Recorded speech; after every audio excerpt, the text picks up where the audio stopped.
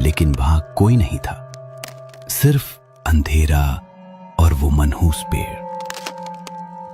नील घबराकर बाहर भागा। उसका दिल जोर जोर से धड़क रहा था।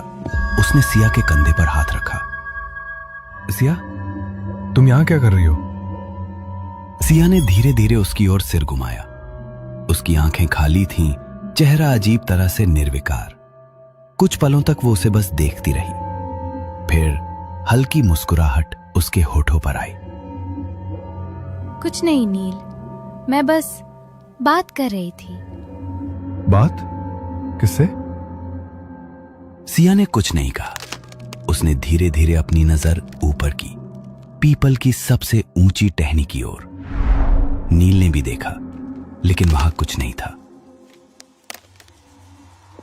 वो उसे पकड़कर अंदर ले आया, लेकिन उसके अंदर एक अजीब सा डर बैठ गया था। नील ने महसूस किया कि सिया धीरे धीरे बदल रही थी। अब वो पहल करने लगी थी, और ये बदलाव धीरे धीरे जुनून में बदल रहा था। पहले जो सिया शर्मीली और संकोची थी, अब वो खुलकर उसे अपने पास बुलाने लगी थी। वो अब हर वक्त साड़ी पहनती, गहरे रंग, झीनी और शरीर से लिपटी हुई। उसके बाल हर समय खुले रहते, गालों पे उसकी लटें लहराती रहती और बालों में चमेली का फूल लगाए रहता। उसकी चाल में एक अजीब आकर्षण था, उसकी आंखों में एक नई चमक। पहले नील को यह बदलाव रोमांचक लगा, लेकिन धीरे धीरे कुछ अजीब होने लगा। नील लैपटॉप पर काम कर रहा था जब सिया पीछे से आकर उसके कंधों पर झुक गई। उसकी उंगलियां हल्के से नील की गर्दन पर फिसली, ठंडी बर्फ जैसी। इतनी देर तक काम? नील ने मुड़कर देखा। सिया लाल सिल्क की साड़ी पहने थी, पल्लू कंधे से सरक रहा था, बाल खुले और हल्के गीले। उसकी आंखें गहरी और बोझिल लग रही थी। बस 5 मिनट और। 5 मिनट बहुत होते हैं नील। नील ने उसकी सांसों में अजीब सी गंध महसूस की। पहले जो उसे लुभा रहा था, अब वहीं उसे डराने लगा था। अब वो नील को एक पल के लिए भी अकेला नहीं छोड़ती थी। उसकी सांसों में एक अजनबी सी बू थी। रात को जब वो उसे पास बुलाती तो उसकी आंखों में एक अलग ही भूख होती, कुछ ऐसा जो प्रेम से परे था, कुछ असामान्य। हर रात उसे महसूस होता कि सिया अब पहले जैसी नहीं रही। उसका स्पर्श ठंडा था, उसकी बातें अजीब लगने लगी थी, जैसे कोई और उसमें समा चुका हो। नील का शरीर कमजोर पड़ने लगा। उसकी आंखों के नीचे काले घेरे, चेहरा उतरा हुआ, हर समय थकान, जैसे उसकी सारी ऊर्जा कोई चूस रहा हो। नील अब अपने ही घर जाने से कतराने लगा था। नील अब और सहन नहीं कर पा रहा था। जब हालात बर्दाश्त से बाहर होने लगे तो उसने अपने डॉक्टर दोस्त आकाश से मदद मांगी। आकाश, कुछ तो गड़बड़ है सिया के साथ। वो अब वो नहीं रही जिसे मैंने शादी की थी।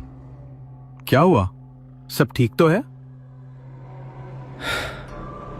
नहीं, सिया बदल गई है आकाश।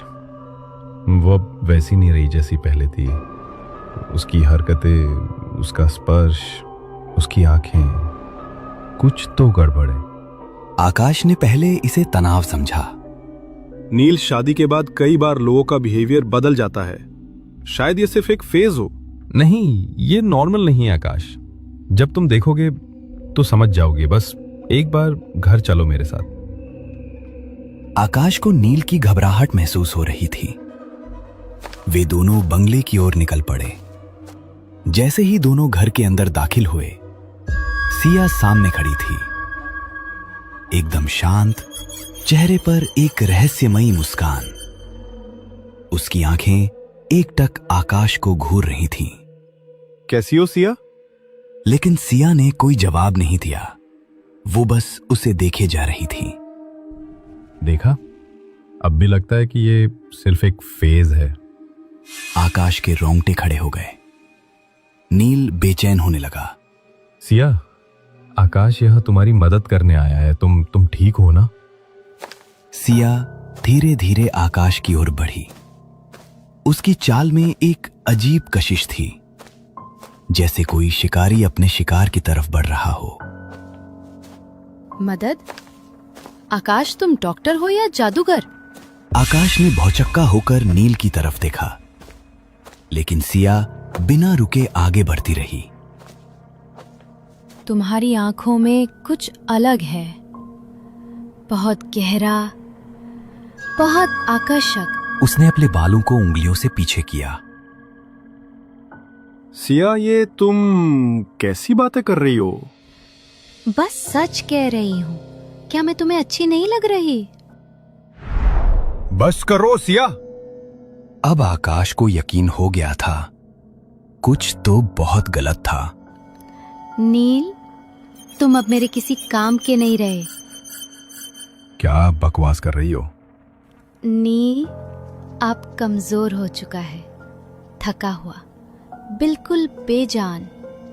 लेकिन आकाश, तुम तो ताजगी से भरे हो, मजबूत हो। उसने अपनी उंगलियां आकाश के कंधे पर रख दी। ये तुम नहीं हो सिया? हाँ, मैं वही सिया नहीं हूं। और नील, अब तुम भी वही नहीं रहे जो मेरे लिए जरूरी था। नील का खून खौल उठा। उसने सिया का हाथ पकड़कर उसे पीछे खींचा। बस बहुत हुआ सिया, ये बकवास बंद करो। लेकिन इससे पहले कि वो कुछ कर पाता, सिया ने उसकी गर्दन पर अपनी उंगलियां कस दी। नील तड़पने लगा, उसकी आंखें फटी रह गईं, उसकी सांसें अटकने लगीं, और कुछ ही पलों में वो वहीं गिर पड़ा, बेजान। ये तुमने क्या कर दिया? सिया अब उसके करीब आई। उसकी आंखों में एक अजीब सी चमक थी। अब हमारे बीच कोई नहीं आएगा आकाश। लेकिन आकाश और रुकने के बारे में सोच भी नहीं सकता था। वो पूरी ताकत से दौड़ पड़ा, बंगले का दरवाजा खोलकर अंधेरी रात में भाग निकला। पीछे खिड़की से सिया उसे जाते हुए देख रही थी। उसकी मुस्कान अब भी बनी हुई थी।